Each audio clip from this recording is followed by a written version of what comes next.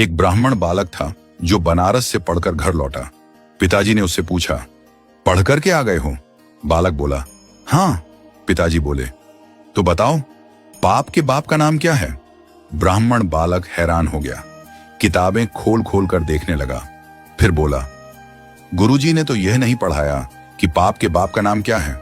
पिताजी ने कहा, तो जाओ अपने गुरु से पूछ कर आओ या स्वयं ढूंढ कर आओ, और जब तक तुम्हें पाप के बाप का उत्तर न मिल जाए घर मत आना। ब्राह्मण बालक बेचारा घूमता रहा, सबसे पूछता रहा, पर किसी से भी संतोषजनक उत्तर नहीं मिला। इसी खोज में वह एक सुंदर से घर में पहुंचा। बाहर गौ माता बैठी थी, तुलसी का पौधा लगा था। घर बहुत पवित्र सा प्रतीत हो रहा था। उसे नहीं पता था कि यह एक वैश्या का घर है।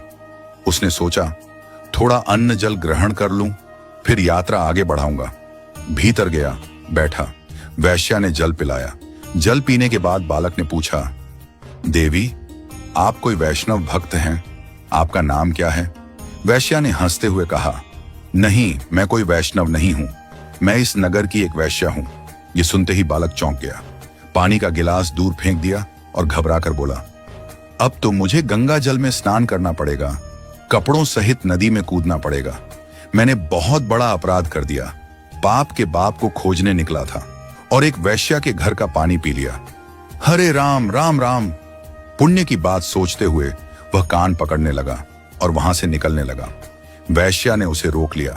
मन में सोचा, यह बालक पाप के बाप को ढूंढ रहा है, ज्यादा दूर न जाने दूं, यहीं पर उत्तर दिला देती हूं।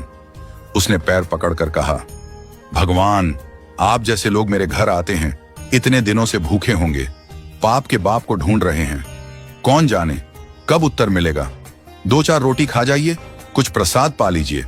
ब्राह्मण बालक बोला, तेरे घर का पानी पीकर मैं अपवित्र हो गया, अब कह रही हो तेरे घर का भोजन भी पाऊं? वैश्या बोली, महाराज, मैं आपको दक्षिणा में 5 सोने की मोहर दूंगी, अगर आप मेरे यहाँ का प्रसाद पा लें तो। बालक सोचने लगा, पाप तो हो ही गया है, जनेऊ तो बदलना है, नदी में स्नान तो करना है, प्रायश्चित करना ही है, तो क्यों ना कुछ दक्षिणा भी ले लूं? 3-4 दिन तक बाहर रहूंगा, कुछ तो चाहिए ही। वैश्या ने रोटी बनाकर थाली में रख दी। बालक जैसे ही खाने बैठा, वैश्या ने उसका हाथ पकड़ लिया और बोली, महाराज, मेरा मन है कि मैं अपने हाथ से आपको खिला दूं, और यदि आप ऐसा करेंगे तो 5 की जगह 15 सोने की मोहर दक्षिणा में दूंगी। बालक ने कुछ सोचकर मुंह खोल दिया, ठीक है, खिला दो। वैश्या ने कौर हाथ में लिया और जैसे ही भोजन देने लगी बोली, महाराज, एक बात याद रखना, पिताजी को जाकर कह दीजिएगा, पाप के बाप का नाम लोभ है। फिर उसने आगे कहा, आप तो मेरे घर का जल पीना भी पसंद नहीं कर रहे थे, फिर मेरे हाथ की बनी रोटी कैसे खा ली? मेरे हाथ से भोजन कैसे ले लिया? बालक बोला, श्रद्धा। वैश्या बोली, नहीं महाराज, झूठ मत बोलिए, यह सब आपने दक्षिणा के लोभ में किया। पाप के बाप का नाम लोभ है, जितना प्राप्त हो उससे अधिक की कामना, यही लोभ है।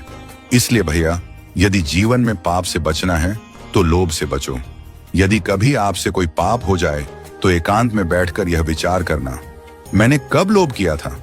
आपको उत्तर मिल जाएगा। बिना लोभ के कोई पाप नहीं होता।